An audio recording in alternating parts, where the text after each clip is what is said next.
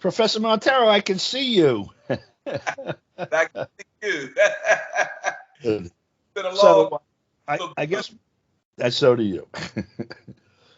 So we've got an hour instead of 25 minutes, which is good.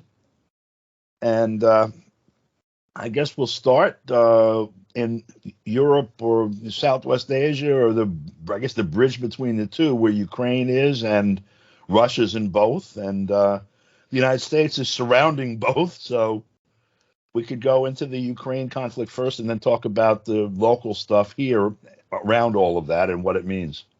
Yeah, definitely. Well, you know, we have to keep talking about it and sharing sources of information because the U.S. media is almost 90% propaganda when it comes to this, and it's so transparent in what it's doing and the cover up, and I think it was you that told me that the president of the Ukraine, while acting like he's in Kiev, is most of the time in Warsaw, Poland, Yep.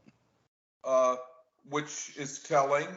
Uh, and everything that they're saying about the military situation and the so-called Ukrainian resistance, all of that is untrue.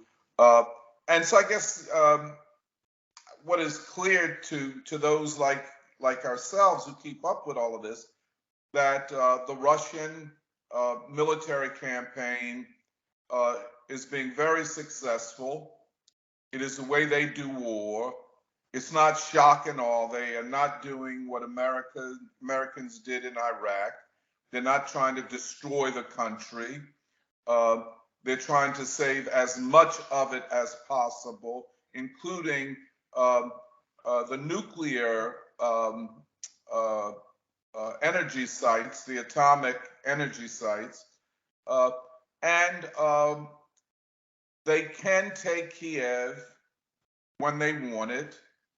They've already broken the back of the largest part of the Ukrainian military in the east, uh, that in fact was preparing uh, for an all-out assault on the Donbass and the Donetsk and Luhansk People's Republics. That's part of the reason that Russia went in. That army is surrounded uh, and will very soon have to surrender. And of course, the land bridge from Crimea up to the Donbass is being established. So it it's going well. They're doing what they said they were going to do. Uh, the United States sanctions uh, are going to blow up in their faces. I think everybody knows this. Yeah. Yeah, it's not going to work. I mean, and Europe is going to be hurt most of all. Mm. Uh, and it says something about the weakness of European leaders that they went along with this, and their people are going to suffer because of inflation, uh, fuel, electricity, uh, wheat, uh, other farm products. Uh, and the other thing is that a good part of the rest of the world are going to move away from the dollar as the reserve currency. It can't be trusted. Uh, when the United States sanctioned the central bank of Russia, and let's not forget, Russia is a G20 country. It's Right. one of the biggest economies in the world, in spite of the propaganda and fiction that they keep talking over here. Uh, and it's so interesting, almost ironic, that Russia was more prepared for these sanctions than Germany or France or Italy, or interestingly, even the United States. So they will weather this storm, uh, and uh, a new world is being born as we speak. It's an interesting choice of words, weathering the storm, because the very fortunate aspect of this for the Europeans is that it happened in late February, on the cusp of spring, Yeah, rather than in December at the cusp of winter. so that whatever energy shortage they encounter, and they're feeling it in the prices, they've been feeling it already. It's going to be mitigated by the sun, essentially, in as the continent warms up in the spring. Um, some updated information. One thing I saw yesterday, a report that in one of the cities in the east, I think it was in Mariupol, as a matter of fact, the Russians had surrounded it and then established some safe passage corridors for the population to leave so they could take the city without inflicting any civilian casualties or minimizing them. And the Azov battalion had headquarters in Mariupol, and from there they were operating, basically shooting people that attempted to leave the city, civilians, their own people. And so the Ukrainian army regulars came in, stormed Azov's headquarters, and killed all of them, including the leader of the brigade there yesterday. Well, I think it'd be helpful if you told us what Azov really is, who they are. Azov is that. That's the leading group of neo-Nazi. Well, they say neo-Nazi. Actually, Azov is old school Nazi. The Azov, by the way, I have a personal animus here. They're responsible because of their choice of symbology for my current ban from Facebook, which was effective Friday until Monday. I had the temerity to post a photograph that they took of themselves, sort of like a prom photo, standing in front of their own gold and black flag with their own personal swastika, which is the one that they carry, that their ancestors carried during World War II. And they also had the red, white, and black flag that the German Nazis had during World War II. And because I posted that on Facebook, trying to say to people that were fundraising for Airbnb to send money to Ukraine that, look, some of that money is going to Nazis. Facebook said I violated community standards, banned me, and they allowed the fundraising for actual Nazis to go on their pages. So Yeah. these contradict. But Azov Battalion is a group that was organized sort of coterminously with contemporaneously with the Maidan protest / coup beginning in November of 2013 through February, March of 2014. They are in essence brown shirts like Hitler had, the shock troops that they use on the ground. They beat people, they shot people there. They set people up so that it looked like the authorities had killed protesters, but they killed their own. They're highly disciplined. They're obviously trained by someone from the outside. They benefited from the $5 billion that the U.S. put in there, so you can draw your own conclusions. And they, in turn, as they went into the government that came in the wake of the 2014 coup, they became the shock troops in the government that enforced discipline in the Rada and elsewhere, so that some people that had raised questions right after the coup, both about the coup and about the treatment of the republics in the East and their delegates in the Rada, were actually beaten on the floor of their parliament by this group. They're now integrated, or they were integrated into the command of the regular military. And what we're seeing at this point is sort of a cleavage in the Ukrainian military between Ukrainian military and these lunatic fascists that are agents of Washington, in essence. Oh, yeah, and have been since the coup.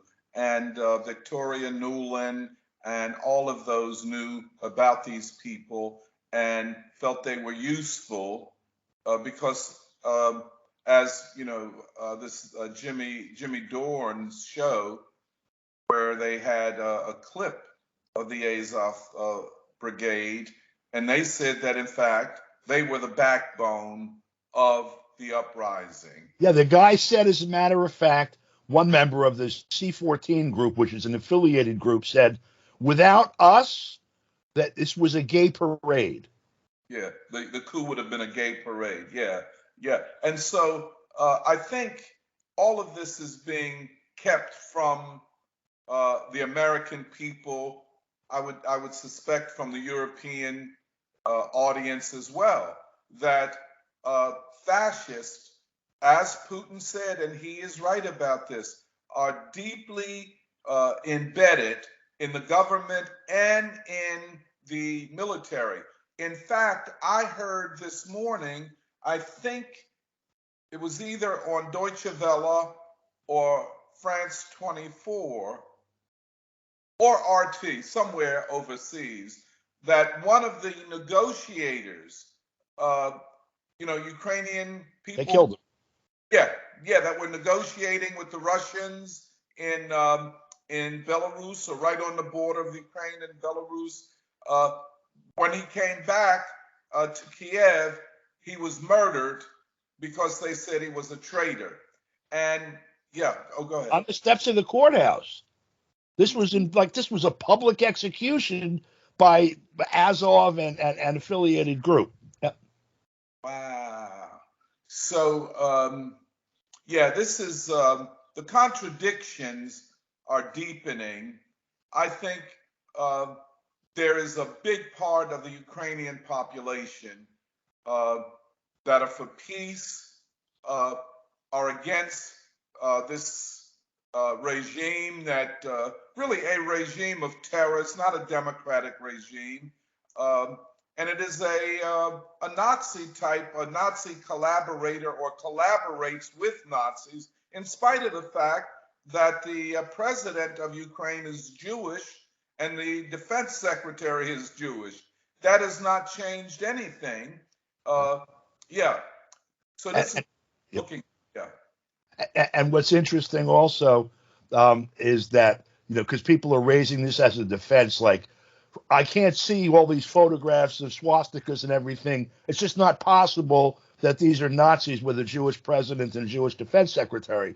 Then you see photographs of these Nazis posing in front of Nazi flags with weapons that they got from Israel. And you remember this M16 group said that, we're stockpiled heavily with Stingers and other weapons from the United States. C-14. So you need a scorecard. That again? You need a scorecard. I said it's C-14. Up with all of this. Many of them.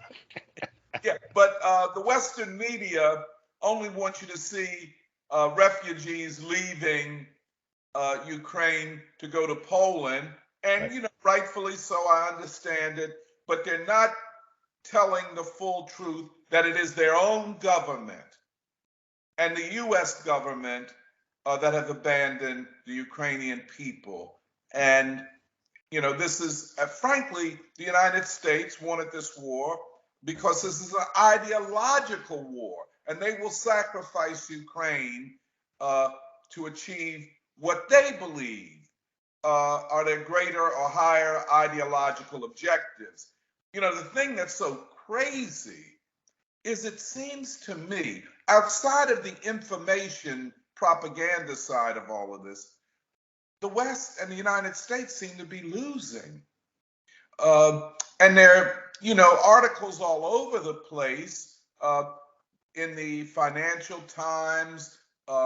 There's this podcast with Ezra Klein of the New York Times, and he's interviewing this expert on the global financial system and so on, a guy by the name of Adam Tooze. And everybody is saying this was a dangerous move that will, first of all, undermine the dollar. The euro might be worthless after all of this is over. And we don't know what the state of the European Union will be. It's just crazy. But I think, just to put it in context, I think it was a desperation move, as they call it sometimes, a Hail Mary pass, and Blinken and Jake Sullivan, who come out of the Hillary Clinton neocon, neoliberal globalization camp, they don't know that much, and they they underestimated everything, didn't understand Putin, didn't understand the Russians, didn't take seriously when the Russians said, we can't retreat any further, and we will not negotiate with a knife to our throats. They just, and so, yeah, it's a debacle for the West, you know. Debacle's a good word. Yeah. So, the U.S.'s assessment of sort of the coming epic, really. They see, some people must see the writing on the wall. Certainly, what you've seen, what we've discussed, and what's been obvious for a long period of time, various markers of, the collapse, basically, of Endgame.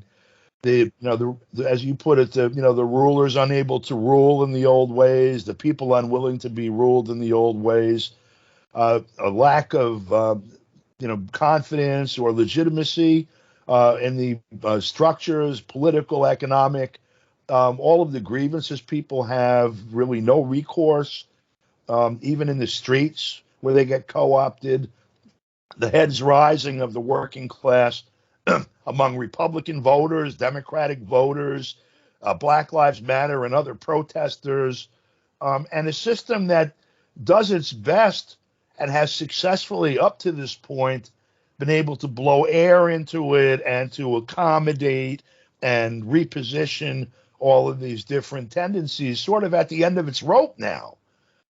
And looking at the international scene, the rise of China, the Belt and Road, the strategic partnership between Russia and China, and some manifestations of it, where you had like head count at the UN General Assembly recently, and that head count not even representative of the reality, because it's one thing to twist somebody's arm and say, we insist that you vote on this meaningless, only symbolic vote.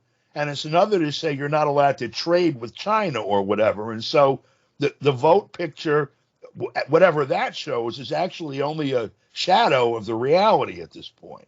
Oh yeah. About that.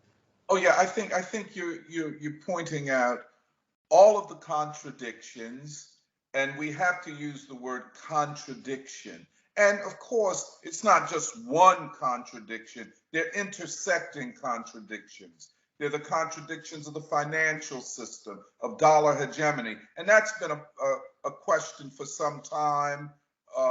But then the contradiction between what some people call the global South and the imperialists, the advanced capitalist countries. And it kind of raised its head. I won't say its ugly head, its beautiful head at the UN General Assembly last week on this resolution, which is not actionable. In other words, it's just taking the sense of the House, the sense of the General Assembly. It can't lead to anything, but it showed something very significant. And Don, if you don't mind, I can read. Go ahead. Yeah. I think this is very, very revealing of a new world coming into being. Because, the United States invested a lot of its political capital in getting what they would hope would be damn near unanimous vote in the General Assembly. And they didn't get it. No, they didn't. They didn't get it. Let me just, first of all, and I think this is very revealing. First of all, the nations that voted against the resolution, there are 5 of them.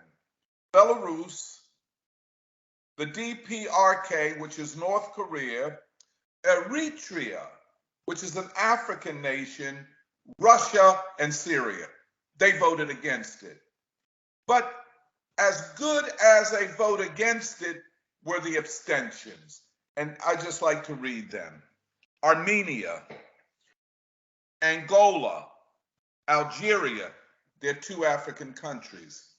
Bangladesh, Bolivia, Burundi, an African nation.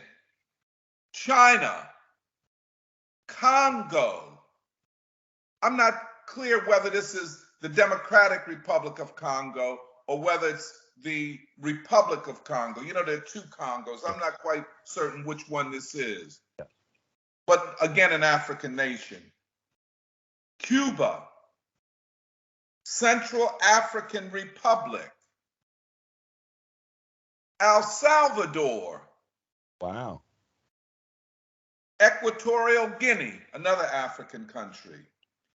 India. Yeah. Iran and Iraq. And Kazakhstan. mm-hmm. Kyrgyzstan. Okay, these are two former Central Asian republics of the Soviet Union. Yes. The Lao People's Democratic Republic, Laos. Madagascar, an African country. Mali. Wow. Mongolia. Mozambique. Wow. Namibia. Wow. Nicaragua. Yeah. Pakistan. Yeah. India and Pakistan. That's interesting. Yeah, when was the last time you saw that happen? Right. South Sudan. Uh-huh. Sri Lanka. Uh-huh. Sudan. Really? Both of them? Yep. This is going to blow your mind. Senegal. No kidding. South Africa. Yeah. Tajikistan, another former Soviet republic. Uganda. Mm. The United Republic of Tanzania, another country. Yeah. Vietnam and Zimbabwe. Wow. Now, just take the Asian countries. In many ways, these are Asian countries that are in ASEAN, the Asian kind of economic cooperative organization, but it is a pan-Asian vote, Right. the likes of which we hadn't seen. And when China and India vote the same way, when India, Pakistan, and Bangladesh all vote the same way, Right, right. To me, this is a resounding rejection of the U.S. diplomatic effort. You know, Sudan and South Sudan, there's still smoke there. You know, but it's interesting also, not just do you have India and China and Pakistan and Bangladesh here, they're supporting Russia. Absolutely. Because that's like a three-sided, you know, India, China, and Russia, you know, who's in alliance against whom over history. And, yeah, they're all on the same page. You know, there's another interesting aspect here, too. And with contradiction in mind as the thing at the core of this, you have a lot of governments involved in that list that are, you know, completely dominated by the West, by the U.S., by France, for example, in various stages of domination or struggle. But they took this position as a political consideration, both in terms of their relationships, business and financial relationships with China, present and anticipated, and also their own populations. A lot of those countries, those governments are in power sort of on a, you know, teeter. And had they thrown in with Ukraine against Russia, you might have seen at least uprisings in some of those countries, popular uprisings, if not revolutions. And so it shows some depth also to the shifting forces right now that are going on the ground.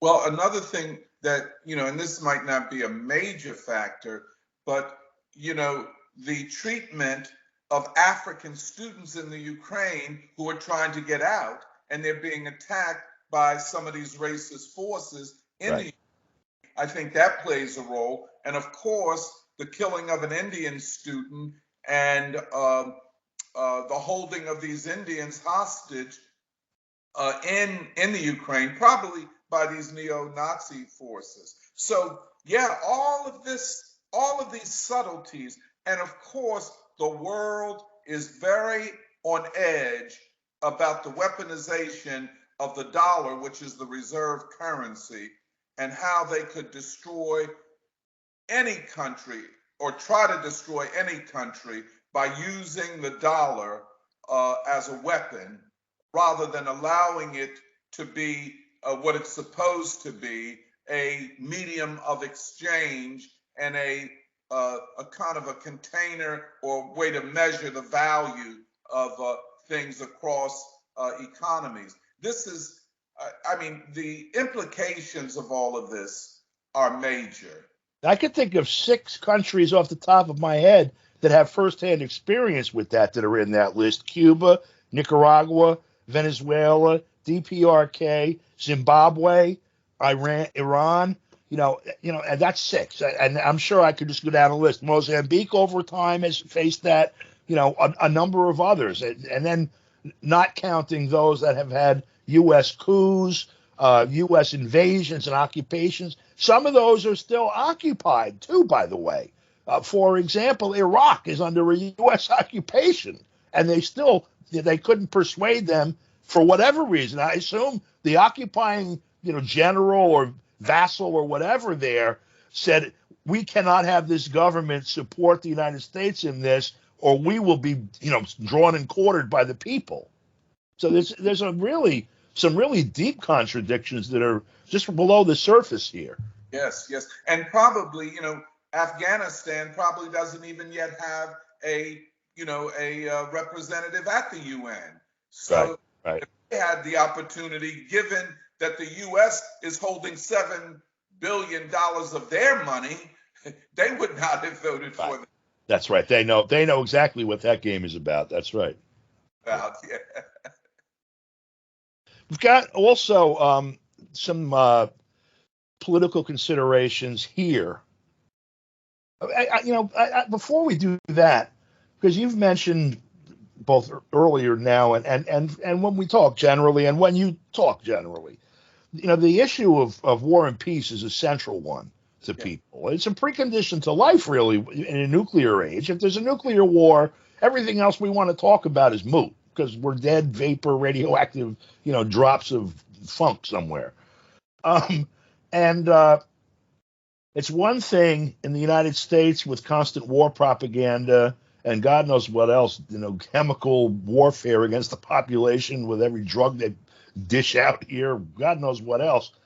They sell it. Even, there was a poll that was publicized, I think Friday or yesterday, Saturday, the 5th, that was from Reuters.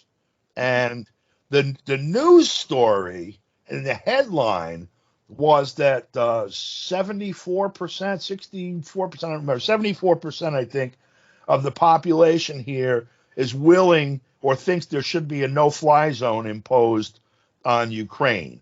And that, of course, would mean an air war with Russia, which would mean a war with Russia. Putin said, you do that, you're going to see stuff start lighting up in the United States. So you dig into we had this shell game played with us during the 2016 election. We would look at the newspaper, one of us called the other one all panicky, and then we'd go tearing into the actual study and find out that that's not at all what that poll said. In this particular case, like in those studies, there was actually not a question in the questionnaire as to whether or not there should be a no-fly zone imposed, even though that was the headline and the bulk of the story. Rather, the questions were, 1, should the United States send troops? And 2, should the United States provide air support? And in each case, it was 2-1 no. So, but with that, we're the most propagandized people on the planet. It's a really hard sell across Africa, Asia, much of Europe, and probably the rest of the world. Let's risk nuclear war to enhance the geopolitical position of the United States vis-a-vis Russia. And most people in the world know that that's exactly what's at stake here, even if most Americans don't. Could you? I'm a little confused about the poll and the question that they asked. They reported that 74% of the American people, or the people who were polled, support a no-fly zone. Right. But the question did not ask. They didn't ask the people that. What was the questionnaire that they asked? The questionnaire had like 14 questions, I think it was. I should have it in front of me. I'm sorry I don't. It's upstairs on my laptop.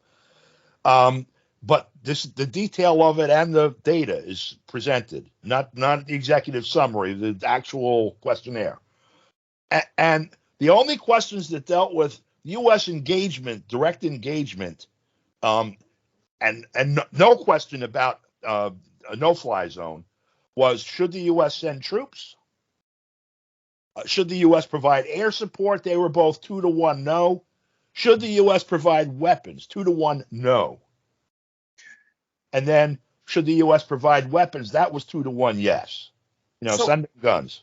So how do they justify? It was completely contrived, made up. Because from the story itself, unlike the norm, and I looked at Reuters directly and everywhere that I could find it published, no link to the study. I had to go to their own study website and dig through it, and I pulled it out, and it was the same date, and it was the same title, and all of that, and I went through the questionnaire. Nothing. I'll send it to you later, and when I get back on Facebook tomorrow, I'll post it. Well, that'll be very interesting. Yeah. Yeah. So the American people, by a count of 2-1, are not in favor of any involvement, either by sending weapons No, of sending troops, or air support. Or air weapons, support. They're okay with. Go ahead, send guns. Yeah. Wow. And given all of the propaganda and the way this is being spun, that is significant. Now, what they did, they've been asking these questions for 3 or 4 weeks or whatever. So, and it's the same questionnaire. And in this, what I looked at, they had the data from each one of them and the breakdown from each one of them. And you can see the propaganda has had an effect in who they see at fault, the intensity of their, dislike or whatever of the situation, personal dislike of Vladimir Putin, whatever. All these different markers. Yeah, the propaganda is working. Although, given the intensity of it and the breadth of it, like it's everywhere and it's all the time, it's surprisingly ineffective. Right. That's right. No, this. I think this is very important for many other reasons. I just an anecdote. Here in Philadelphia, we have a black radio talk show and a station, and it's talk all day and into the night, so people can call in and but the hosts across the board are supporting the Biden administration. It's very disconcerting. Yeah. But in a way, I kind of trace that back to Obama because, this is one of the things that Glenn Ford pointed out in one of his essays, that that what Obama had achieved was to get the black community on the side of war, when in fact the black community had tended over historical time to be anti-war. And so this continues. So if you don't support Biden on this, you won't get a voting rights bill.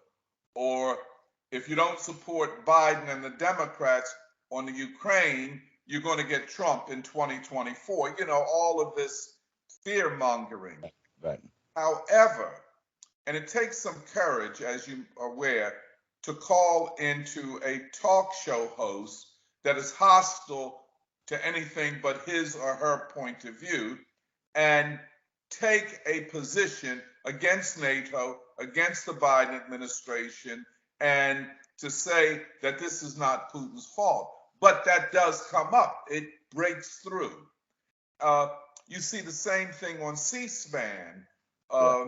a similar thing. So, there's a different quality to and steadfastness and stubbornness of the anti-war sentiment among the American people. And Don, you and I, we always have to say this to keep the record straight, have been saying this since 2016.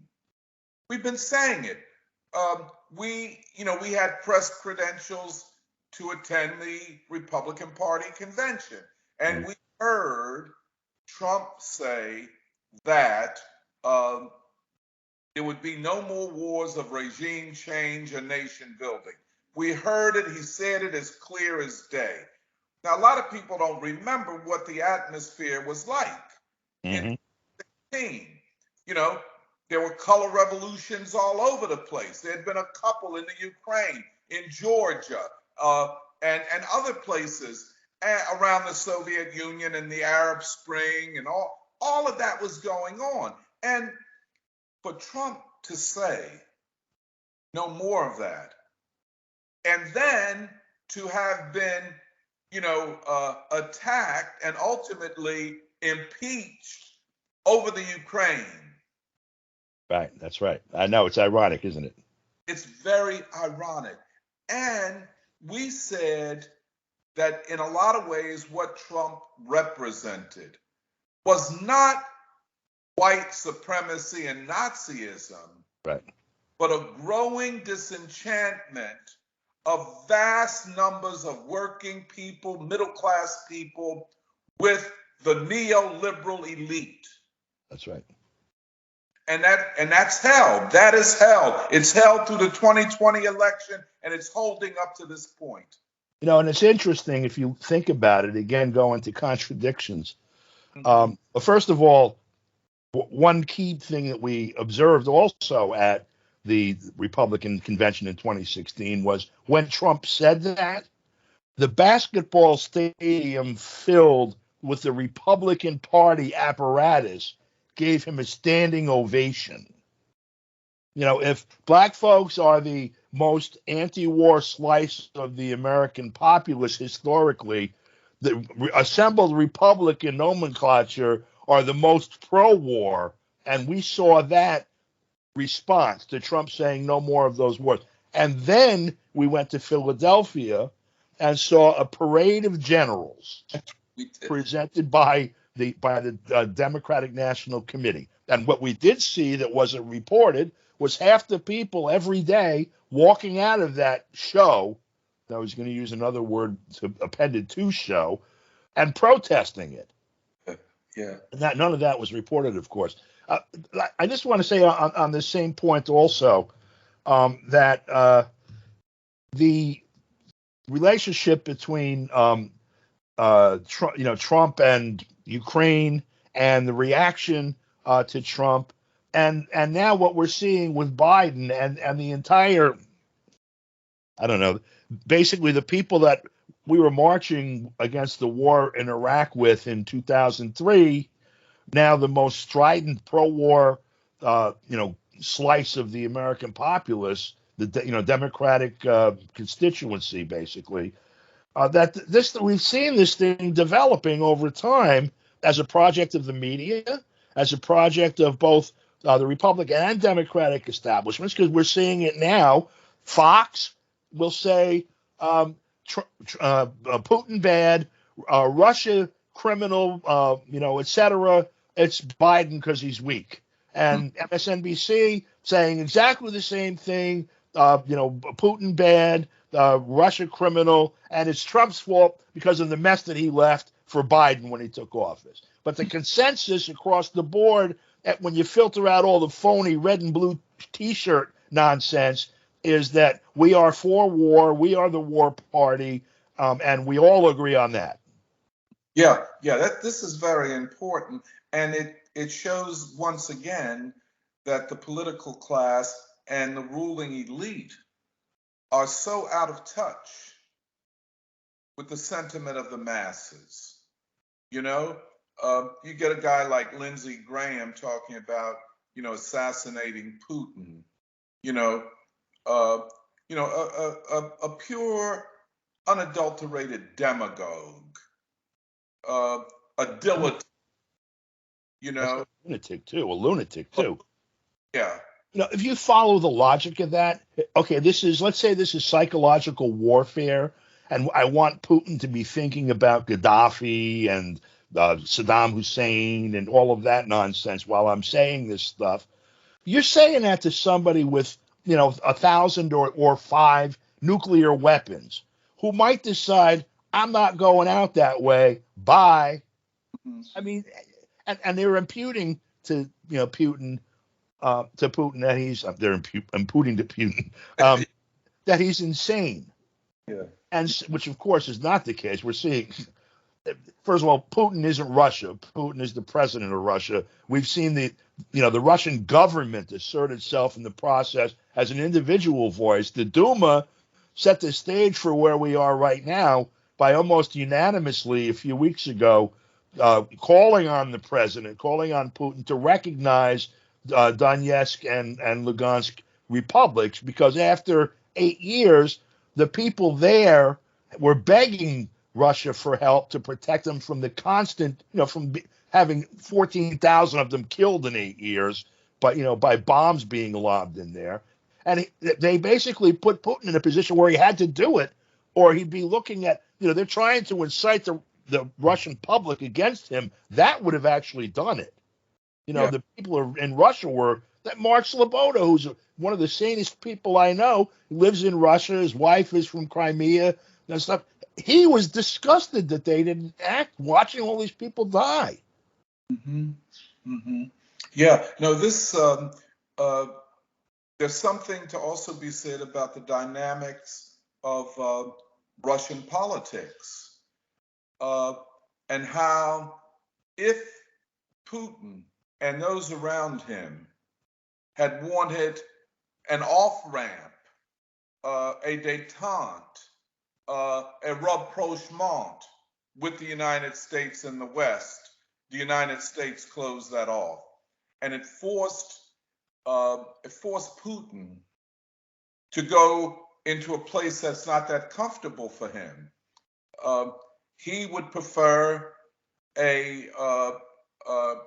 certainly a more fluid and positive cooperative relationship with Europe, certainly with Germany, Italy, and maybe France. I mean, that's what he would want, and some sort of recognition by the United States of Russia's legitimate security interests. That's what he wanted. But they have forced him, the West, and especially the United States, they have forced him to be, and I'll put quotes around this, a hardliner.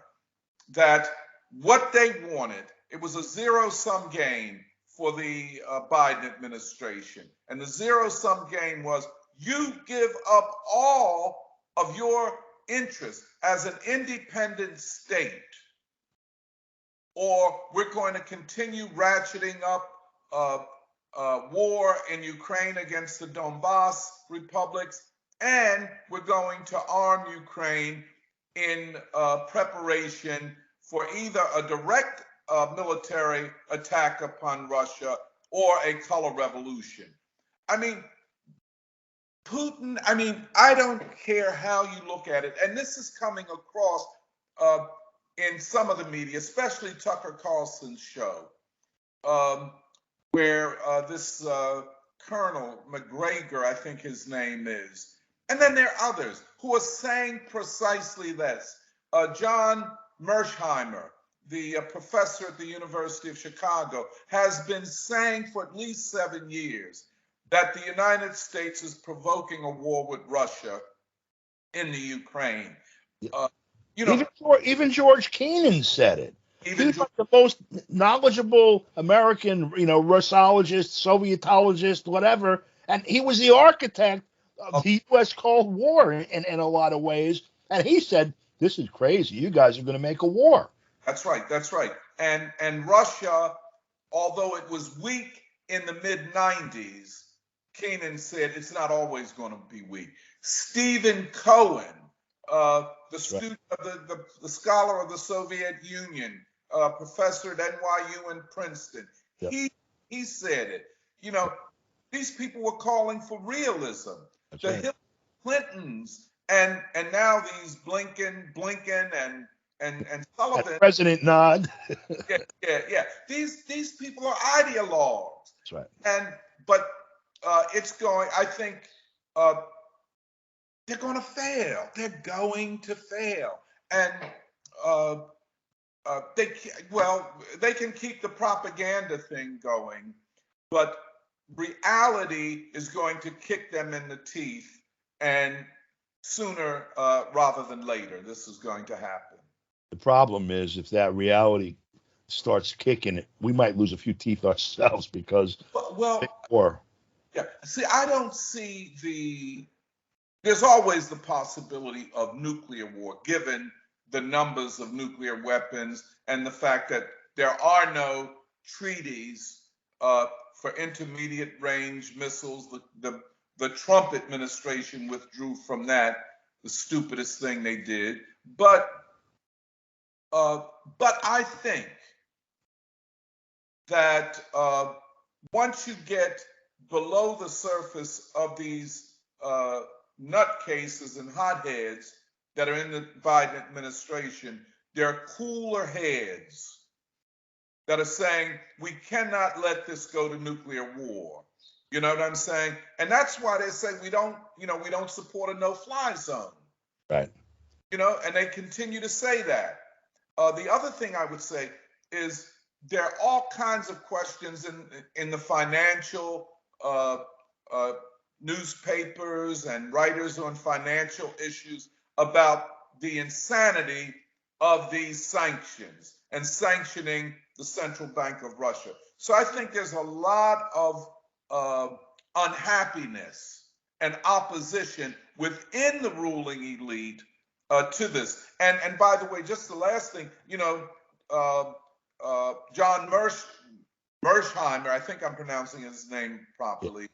He recently had an interview in The New Yorker where he aired the opinions that he's been talking about over all these years, and said that this war was provoked by the Biden administration. I call it Biden's war. Yeah. I mean, you had the stage set with the coup in 2013. Yeah. And yeah, really, the stage was set at the end of World War II. I mean, there was an indigenous Nazi party, indigenous fascism in Ukraine while it was a Soviet republic in the 1940s. This was, the fifth column that Hitler took advantage of when they attacked in Operation Barbarossa in 1941. This group rose up. They, slaughtered the local government officials and started slaughtering people that they thought would be patriotic to the Soviet Union. And they then started showing the Nazis that were occupying where the Jews and Russians were so they could kill them. Those people, once the war was over, were recruited by the CIA, in essence, starting in 1947, when that was incorporated out of the wartime intelligence agencies. And that has always been being massaged. Radio Free Europe and all of those were targeting groups like that, including those groups, for the entire time. They were massaged again in the 80s into the early 90s. And the fact that Kuchma and the others felt emboldened to withdraw from the Soviet Union along with Yeltsin and the head of Belarus at that time is because he felt that his power and authority rested on exactly those people that hated the Soviet Union, that hated Russians, and that wanted to disaffiliate. And as it turns out, he was right. And the first color revolution that they had there rested on that same group of people. And the U.S. realized that there wasn't sufficient infrastructure in there yet for them to carry the day. And so they dropped $5 billion in there, set up some TV stations for them, totally controlled by these Nazi groups. And when they did the Maidan the second time, there was no way the government could turn off the switch on their communications or whatever. And so they were able to carry the day that time. Unfortunately for them, the Russians turned off the switch permanently about a week ago when they blew up all of the transmission towers. Absolutely, absolutely. This is very important. I just like to get back to Russia's internal politics. You know, it's so very interesting that the economic policies that the Russians are going to have to enact at this time look very similar to what Lenin and those had to enact in the early 1920s, let's say 1920 to 1922. IKEA is going to be a state furniture store again, etc. Right. Lenin and those called it war communism. I mean, they've had experience with this, and there's a memory of it in Russia. So I think this is very, but I think the other thing I'd like to say, Don, I see light at the end of this tunnel. I really do. I see a new world being born.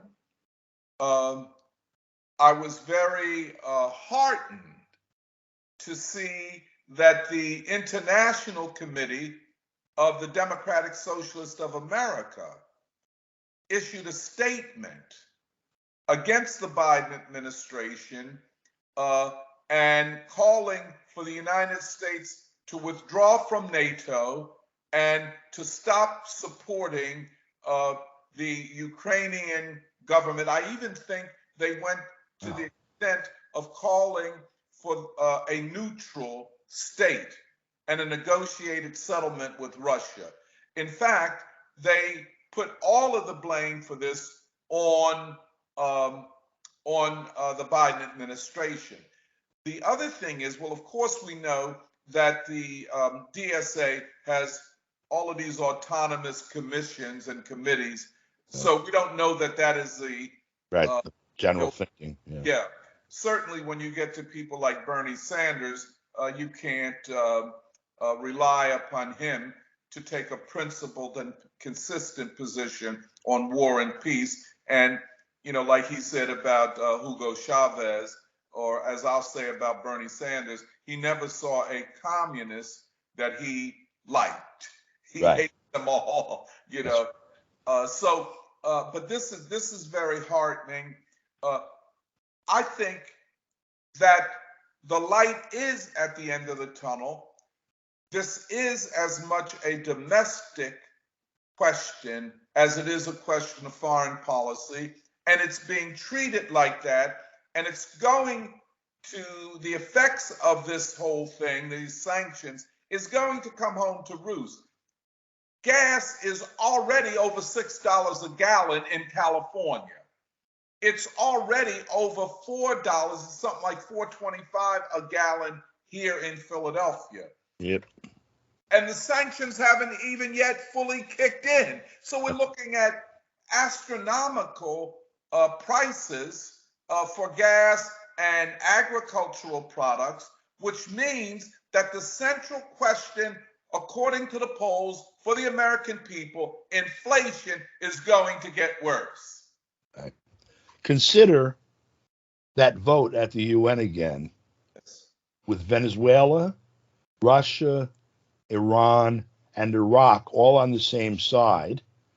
And also consider that Saudi Arabia is preoccupied with a war that the rest of the world wants it to stop conducting.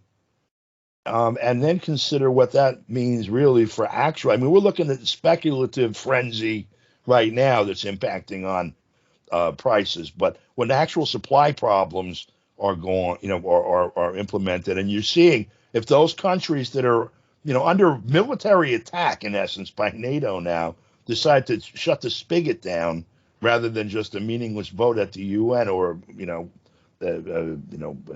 withholding a vote. You know, you're going to see maybe $50 a gallon gasoline or something. Yeah, it's this, you know, in certain parts of the world, especially Europe, we could be looking at hyperinflation, and the euro losing all of its value, and people rushing to other currencies. Now, what is the other global currency? It is the Chinese renminbi or yuan, whichever you want to call it, a safe currency. The other thing is, nations will start buying up gold. But Russia has a lot already, doesn't it? yes, it does. Yes, it does. But it's going to be this gradual movement away from the dollar. Many countries will not announce it, they'll just do it. A lot of countries will operate on the basis of a basket of currencies. And if the euro is going to be saved, it's not going to be the US and the dollar that will save the euro, it will be Asia. Yeah, so I see light. I see a new world. I see a change of eras, the end of the unipolar, the real end of the unipolar world, and a decline precipitously of U.S. hegemony. Those are all definitely little lights at the end of the tunnel. I'm just hoping that those are the ones we end up seeing instead of one long flash. I know you always say that. Professor Monteiro, thank you so much for your time. And folks, if you have an opportunity, go to Facebook while I'm still there and look for the Saturday Free School, and you'll see videos of the 3-4 hour presentations of the Saturday Free School, including this past Saturday. Some of this discussion, how, for example, Hegel, who is sort of under attack in the West, and Kant, who is not under attack in the West, fit into the whole picture, and a lot of other interesting stuff. And how Lenin fits into the picture. Yes. So. That's right. All right. Thank you very much, Tony. We'll see you. Thank you very much.